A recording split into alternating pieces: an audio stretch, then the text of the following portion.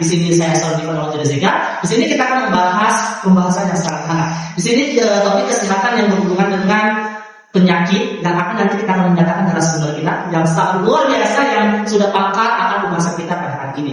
Banyak orang yang mengira penyakit ini adalah hal yang sepele, tapi jika dibiarkan, penyakit ini akan bisa mengancam nyawa. Jadi tetap bersama kami dan tetap cermati pembahasan kita pada sore hari ini. Di sini langsung saja. Di sini kita akan mendatangkan narasumber kita yang sudah pakar mengenai penyakit ini, yaitu Pak Jonathan Mendel. Selamat sore Mas Alwi. Selamat sore Pak, silakan duduk. Baik Pak, terima kasih. Sebelum kita masuk ke pembahasan Pak, kalau ibaratnya kalau bisa dong perkenalkan diri Bapak untuk teman-teman kita dan bertanya-tanya, itu namanya siapa sih sekarang Pak kalau bisa? Oke baik Pak, terima kasih. Halo semuanya, perkenalkan nama saya Jonathan.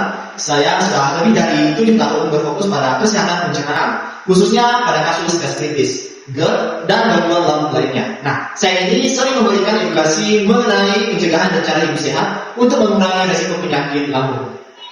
Terima kasih ya Pak. Jadi teman-teman jangan sekali lagi ya, ini Bapak Jonathan yang sudah kita hadirkan langsung untuk membahas penyakit yang dianggap oleh masyarakat di luar sana penyakit transmisi. Di sini kita langsung saja ya Pak. Jadi pembahasan kita pada hari ini yaitu gastritis. Jadi teman-teman di luar sana mungkin tidak asing lagi ya mengenai penyakit gastritis ini. Jadi kita mulai saja ya Pak Jo. Baik Pak. Sebelumnya kita harus membahas apa sih itu gastritis ini. Sebelumnya Pak saya bertanya. Di sini saya sudah merangkum, mungkin nanti beberapa yang akan saya tanyakan dan perkenalkan. Sebelumnya apa sih itu gastritis itu Pak? Oke baik Pak. Jadi gastritis itu adalah suatu kondisi ketika lambung mengalami peradangan, di mana ini bisa bersifat akut, di mana gastritis ini dapat muncul secara tiba-tiba dan dapat beralih ke sesuatu yang parah. Baik Pak. Nah, jadi gastritis itu adalah suatu kondisi ketika dinding lambung mengalami yang namanya peradangan. Nah, ini bisa bersifat akut, di mana ini dapat muncul secara tiba-tiba dan menyebabkan terjadinya keparahan atau kronis yang berkembang secara pelan-pelan. Nah, penyebab dari gastritis ini dapat bermacam-macam. Bisa dari pola makan, infeksi bakteri, H. pylori, stres, dan juga hingga penggunaan obat-obatan tertentu. Terima kasih ya Pak. Jadi teman-teman itu yang disebut dengan gastritis.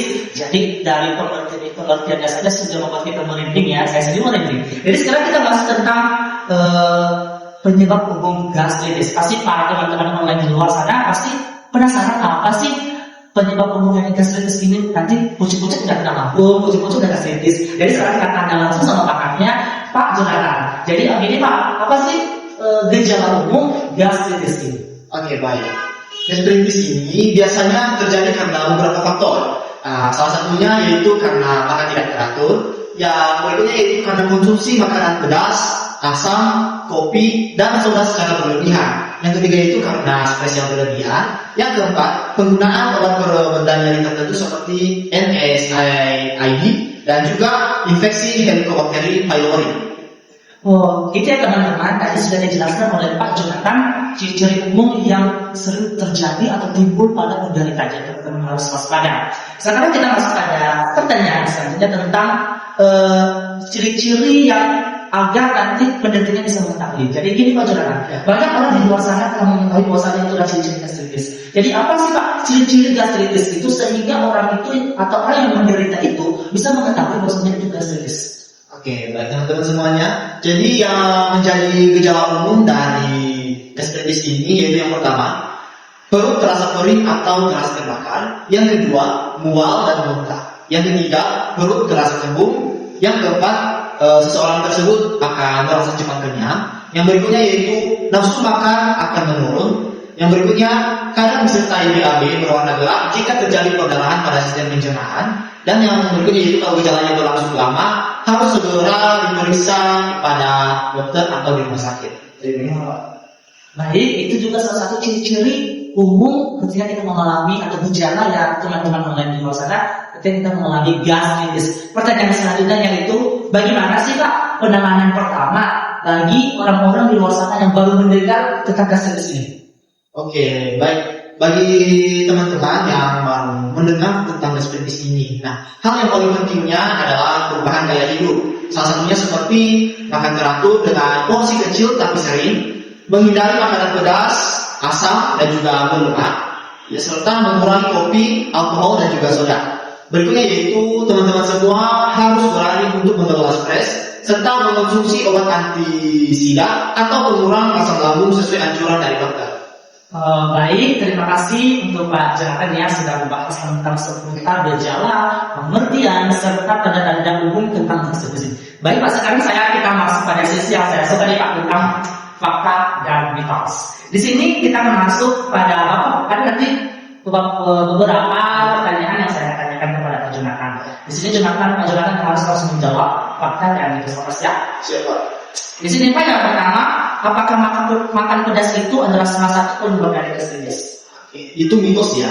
Soalnya penyebab dari gastritis ini ada banyak, termasuk dari infeksi bakteri. Jadi makan pedas ini tidak termasuk dari salah satu penyebab. Kok tidak termasuk?